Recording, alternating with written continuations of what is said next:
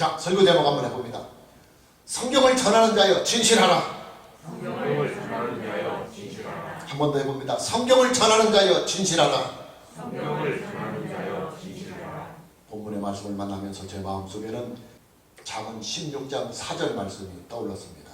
우리가 참고적으로 잠언 16장 4절 말씀을 보면 여호와께서 온갖 것을 그 속에 적당하게 지으셨나니 악인도 악한 날에 적당하게 하셨느니라 하는 말씀이 있습니다. 발람은 하나님의 사람이 아닙니다. 하나님을 믿는 사람이 아닙니다. 그는 거짓되고 부패한 종교인이요 돈을 목적으로 하는, 그리고 그 돈을 목적으로 점을 치고 주술을 하는 직업적인 무속인입니다. 특히 발람은 모압 발락의 초청을 받고 이스라엘을 저주하는 주술을 하고자 지금 모압에 와 있는 사람입니다. 당연히 발람은 하나님의 거룩하신 속성과는 전혀 맞지 아니하는 사람입니다. 하나님과 발람은 충돌이 일어나는 극과 극의 상태에 있는 관계입니다. 충돌이란 부딪힘을 말하는 것입니다. 타락한 인간이 거룩하신 하나님과 충돌이 일어나면 어떤 결과가 나타나느냐. 타락한 인간은 하나님과 충돌이 일어나는 그 순간에 그 현장에서 불이 타서 죽습니다. 하나님의 거룩하신 신성이 타락한 인간을 불살라버리기 때문입니다. 여러분, 타락한 인간이 하나님께 나아가려면요 반드시 중보자가 있어야 합니다. 왜 중보자가 있어야 하느냐.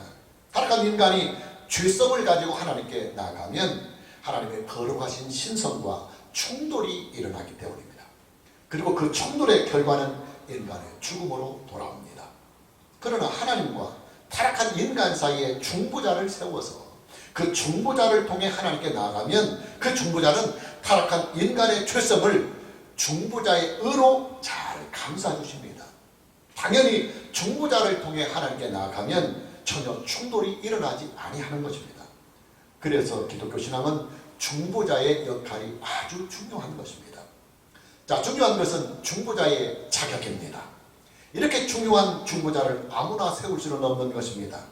중보자의 자격이 뭐냐? 첫째는 죄의 오염이 전혀 없는 완전한 의인이어야 합니다.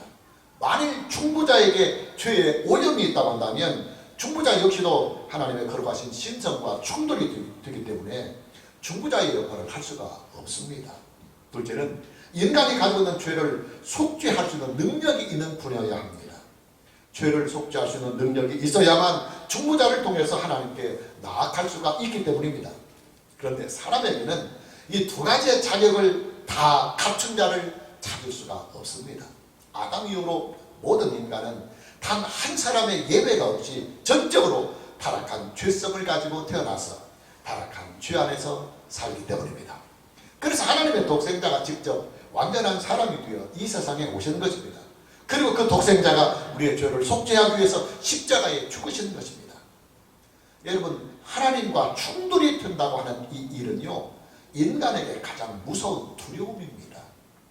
발람은 타락한 종교인입니다. 그는 보통의 이방인들처럼 소극적으로 우상을 섬기는 사람이 아니에요. 그는 우상을 이용해서 돈벌이를 하는 전문적인 타락한 종교인입니다. 그의 행동 하나하나에는 다 우상을 조장하는 일들로만 가득 차 있습니다. 그러니 발람은 당연히 거룩하신 하나님과 충돌이 일어날 수밖에 없는 사람입니다. 그는 결코 하나님 앞에 나아갈 수가 없고 하나님을 만날 수도 없는 사람입니다. 자, 그럼에도 불구하고 하나님께서는 발람을 어느 특정한 기간 동안에 하나님의 뜻을 나타내시는 도구로 사용을 하십니다. 비록 하나님과 충돌이 일어나는 타락한 종교인이지만 하나님께서는 그의 입을 통해서 하나님만이 유일하시고 참되신 하나님이라고 하는 이 사실을 이방 세계에, 타락한 세계에 나타내려 하시는 것입니다. 물론 하나님께서 발람을 인정하시거나 발람을 선하게 여기셔서 그를 하나님의 도구로 사용하는 것이 아니에요. 하나님께서는 악한 세계에도 하나님의 말씀을 나타내 주시기 위해서 악인을 잠시 사로잡아 그의 입을 통해서 악한 세계를 향해서 하나님의 말씀을 나타내 주시는 것입니다. 당연히 그 안에는 그럴 만한 이유가 있습니다. 그 이유가 뭐냐? 발람은 신탁을 통해서만, 이 부분이 아주 중요합니다. 우리가 발람을 알려면 이 신탁을 알아야 합니다. 발람은 오직 신탁을 통해서만 점을 치고 신탁을 통해서만 주술을 하는 종교인이기 때문입니다. 오늘의 설교에서 가장 중요한 포커스가 여기에 있는 것입니다. 여러분, 발람이요 메소포타미아 지역에서 유명한 점술가가 될 수 있었던 배경에는 그가 직업적으로 가지고 있는 하나의 원칙이 존재하고 또 그는 그 원칙을 철저하게 지켜갔기 때문에 가능한 일입니다. 그 원칙이 뭐냐면 그의 점술과 그의 주술은 오직 신탁에만 전적으로 의존한다고 하는 이 원칙입니다. 점을 치거나 구술하는 무속인들 세계에도 그게 두 종류의 부류가 있습니다. 신내림을 받아서 무속인이 되는 경우가 있고 또 신내림이 없이 돌을 닦거나 아니면 그쪽 세계와 관련된 책자들을 공부해서 무속인이 되는 경우가 있습니다. 물론 신내림이라고 하는 말은 그쪽 세계에서 사용하는 말이고 종교적인 전문 용어로는 신적 혹은 신탁이라는 말을 사용합니다. 발람은 신탁을 통해서만 점술과 주술을 하는 사람입니다. 신탁을 통해서 점술을 하는 사람들에게는 그들 나름대로의 원칙이 있습니다.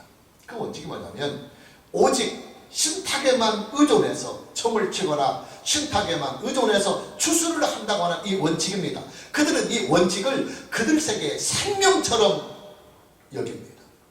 그들의 세계에서는 신탁을 통해서 주술을 하는 사람이 만일에 신탁에 반하는 점을 치거나 주술을 하면 그들이 섬기는 신으로부터 저주를 받는다고 그들은 믿고 있습니다.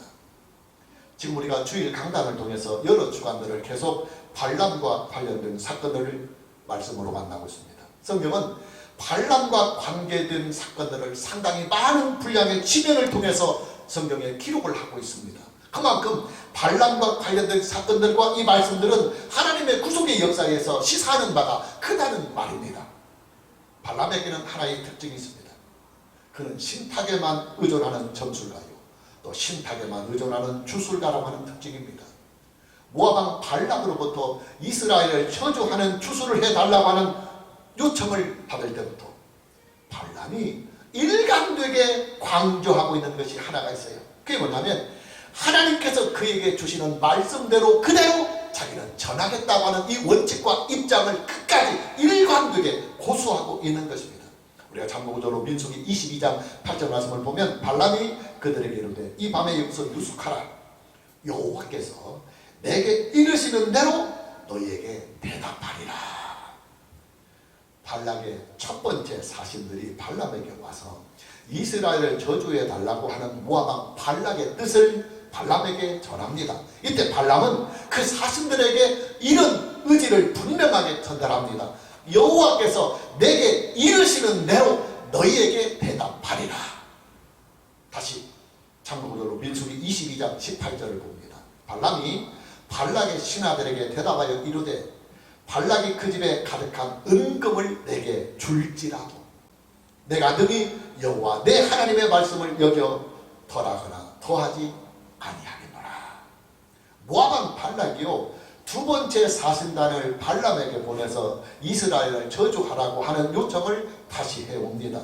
발람은 발락이 보낸 두 번째 사신들에게도 분명하게 자기의 원칙을 고수하며 이렇게 말합니다.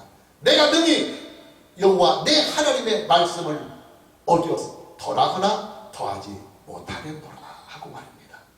다시 참고적으로 민수기 22장 38절을 봅니다. 발람이 발락에게 이르되 내가 오기는 하였으나 무엇을 말할 능력이 있으리까?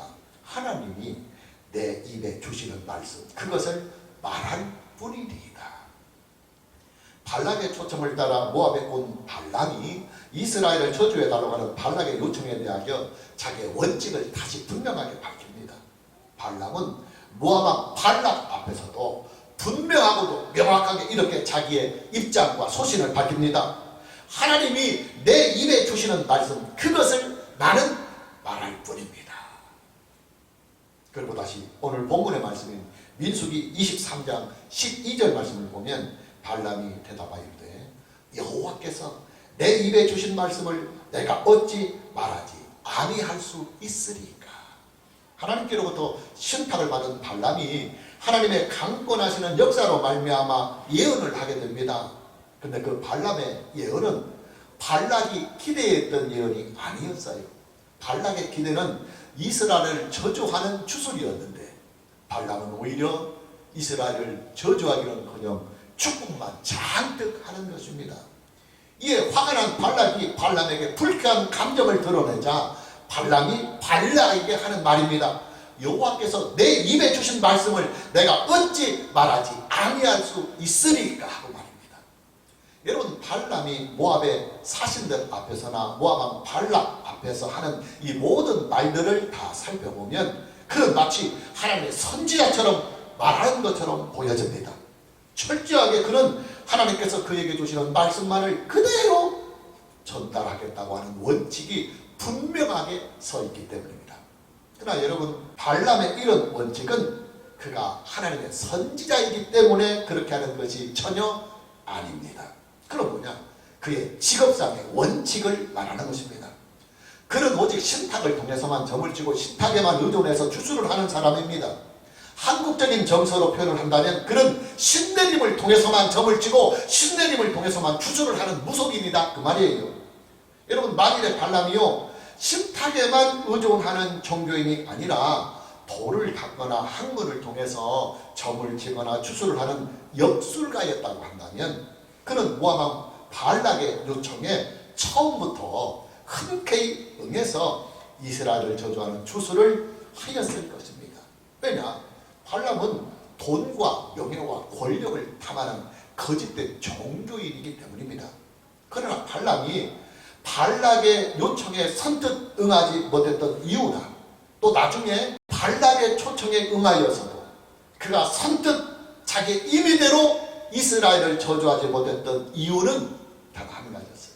발람은 오직 신탁에만 의존하는 주술, 신탁에만 의존하는 점수를 하는 원칙이 분명하게 서 있는 사람이었기 때문입니다. 발람은 이스라엘이 믿고 섬기는 하나님께 신탁을 구하게 됩니다. 왜냐? 이스라엘 자손들을 저주하는 주술을 하려면 당연히 이스라엘 자손들이 믿고 섬기며 의지하고 있는 여호와 하나님의 신탁이 있어야만 가능하기 때문입니다. 발람은 하나님을 믿는 사람은 아닙니다. 다만 발람은 그의 직업상 하나님의 신탁이 필요했을 뿐입니다. 발람의 입장에서 보면 모압왕 발락은 VIP 고객 중에서도 단연 톱에 해당하는 최우수 고객입니다. 발락은 일반 고객이 아니라 모압의 왕의 신분을 가진 고객이었기 때문입니다. 발람은 최상의 고객인 발람을 만족시켜주기 위해서 하나님께 신탁을 구하게 되지만 하나님께서 발람에게 주시는 신탁의 예언은 이스라엘을 저주하는 예언이 아니었습니다. 그리고 이스라엘을 향하신 하나님의 영광과 위엄을 찬양하며 이스라엘을 축복하는 예언을 하도록 하나님께서 그를 강권하여 사로잡는 것입니다. 여러분, 발람이요 이스라엘을 저주하지 못하고 오히려 이스라엘을 향하신 하나님을 찬양하며 축복하는 이 사건은요 그가 하나님의 사람이었기 때문에 그렇게 하는 것이 전혀 아닙니다. 자, 그럼 뭐냐?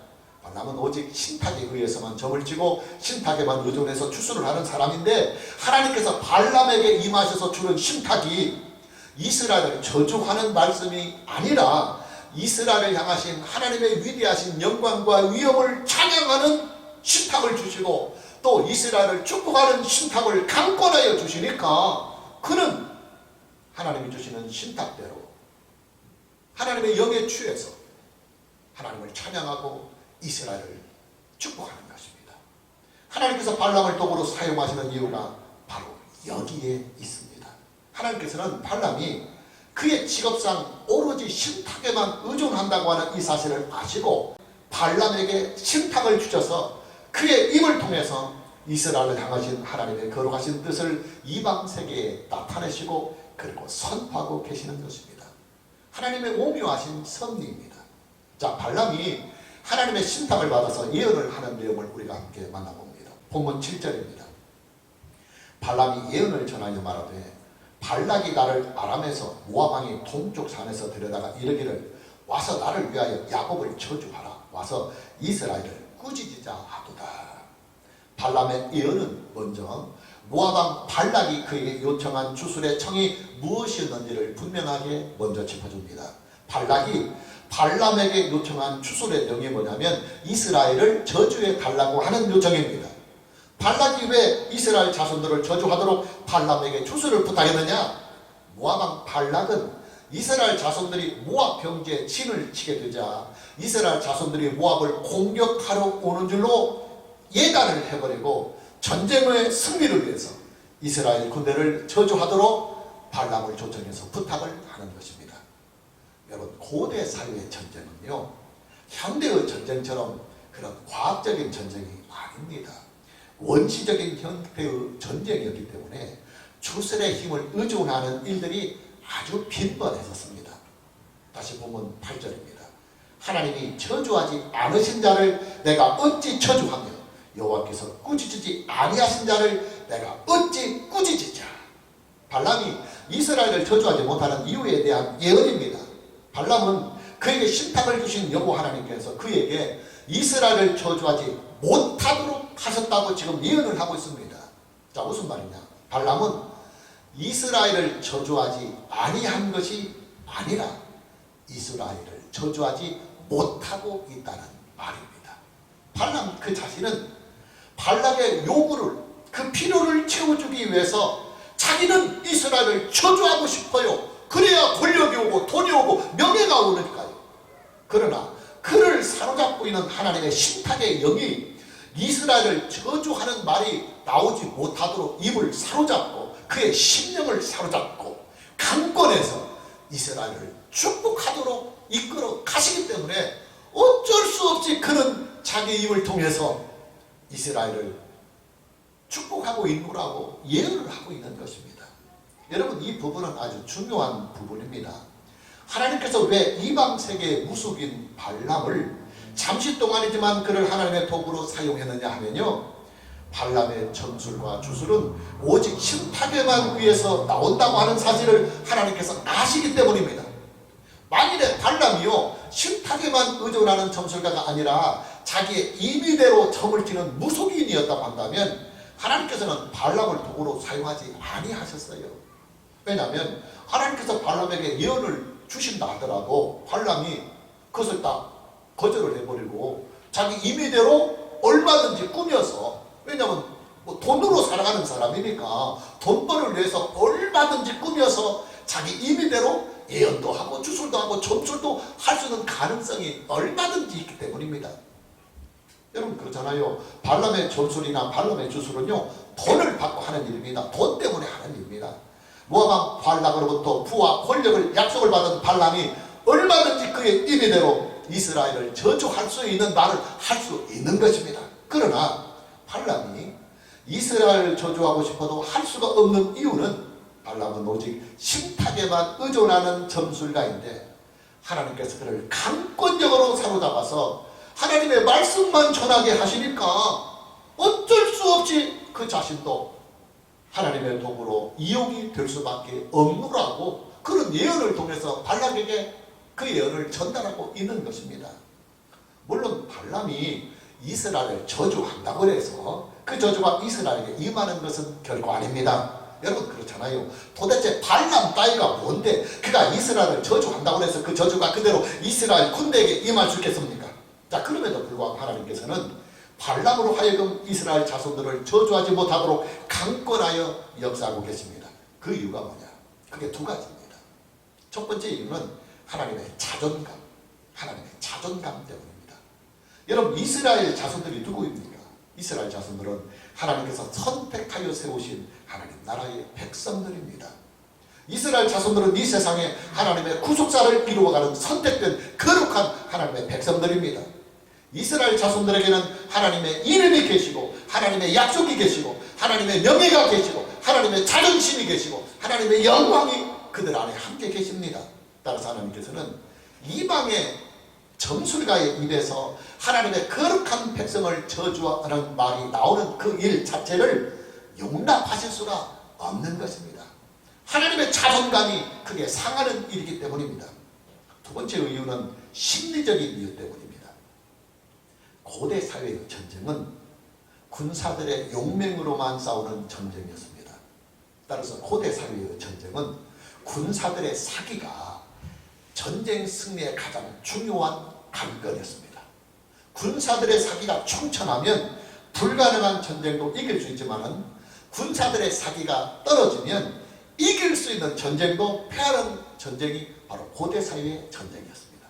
지금 모압 발락은 이스라엘 자손들의 위용 앞에서 크게 사기가 떨어져 있습니다.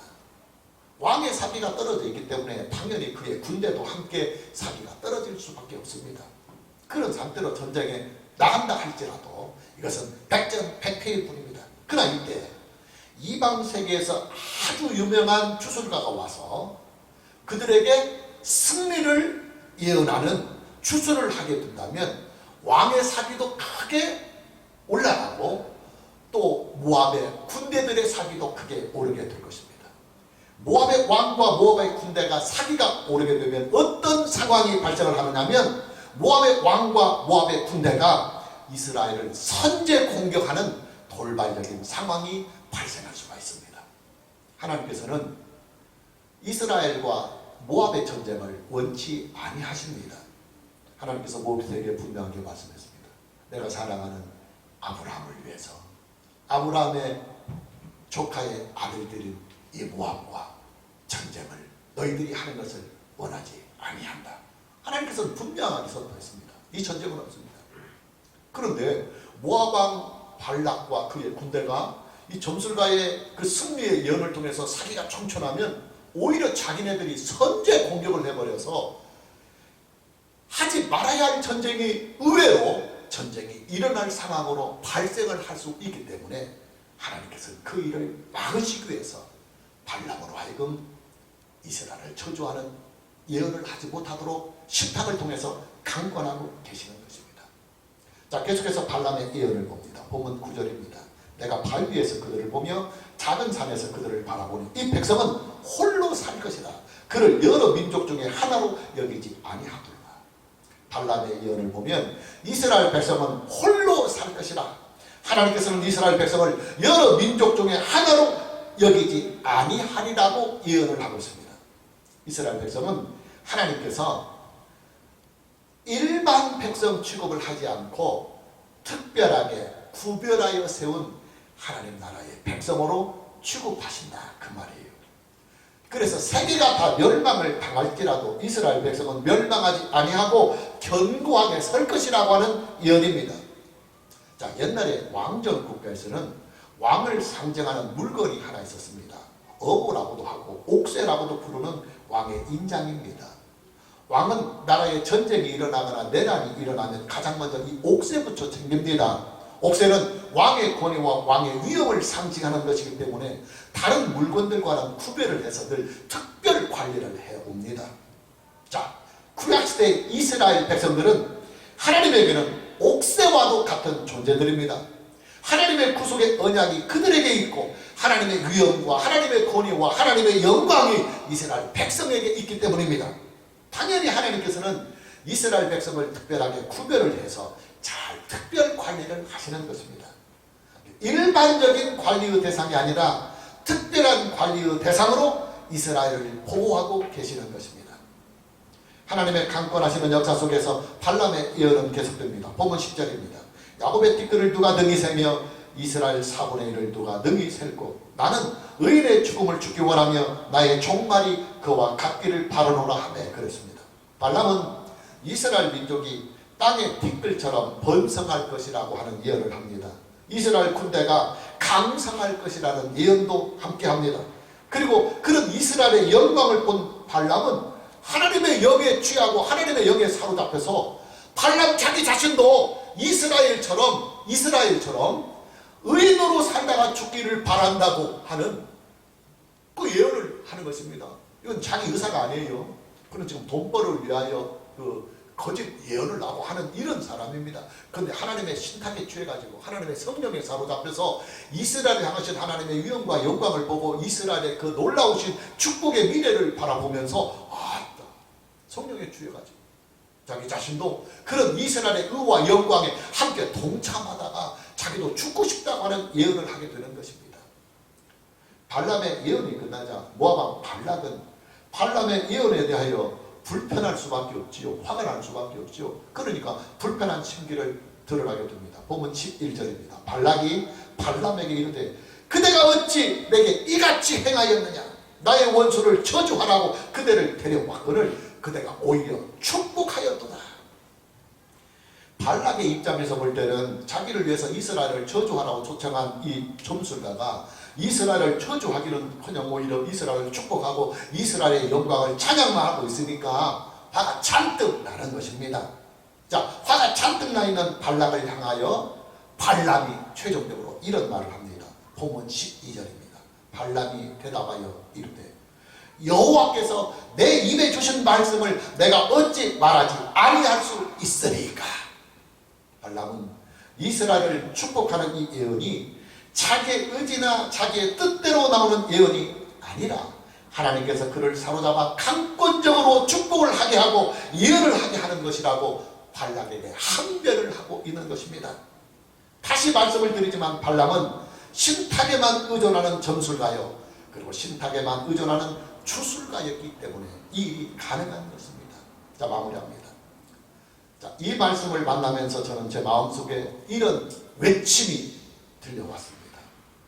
탐욕에 쩌들어버린 타락한 무속인도 이렇게 철저하게 오직 신탁에만 의존해서 그쪽 세계의 일을 하려고 하는데, 하물며 하나님의 기록된 말씀인 성경을 전하는 자들이 성경을 전하는 일에 어찌 감히 사심을 가지고 전할 수가 있겠느냐 하는 마음속의 외침이 제 마음속에 있었습니다. 여러분, 성경을 전한다고 하는 이 일은요, 하나님의 말씀을 전하고 하나님의 말씀을 증거한다는 일입니다. 따라서 성경을 전하는 자들은 오직 성경이 아니면 입을 닫아야 합니다. 오직 성경이 아니면 증거하거나 전하지 말아야 합니다. 오직 성경을 증거하고 오직 성경을 전하라고 주신 권한과 그 직분을 가지고 오직 성경을 전하지 아니하고 오직 성경을 증거하지 아니한다고 한다면 그는 이미 타락한 종교인에 불과하기 때문입니다. 여러분, 하나님의 나라는요, 하나님의 기록된 말씀인 성경이 우리에게 온전히 선포되고 또 그렇게 선포된 성경 말씀에 우리가 믿음을 가지고 순종하게 될 때 하나님의 나라는 우리에게 임하는 것입니다. 그리고 하나님의 선하시고 의로우신 뜻이 하나님의 말씀인 성경을 통하여 성령으로 말미암아 우리 안에 이루어지는 것입니다.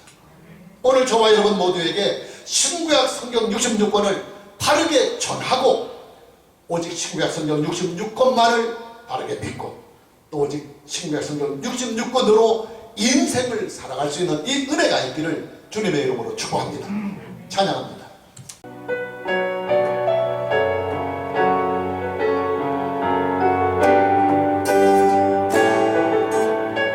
너의 푸른 가슴 속에 너의 푸른 가슴 속에 십자가에 은적이 있다면 주 위에 이제 일어나 너의 이름 주께 보이라. 너의 뛰는 가슴 속에 너의 뛰는 가슴 속에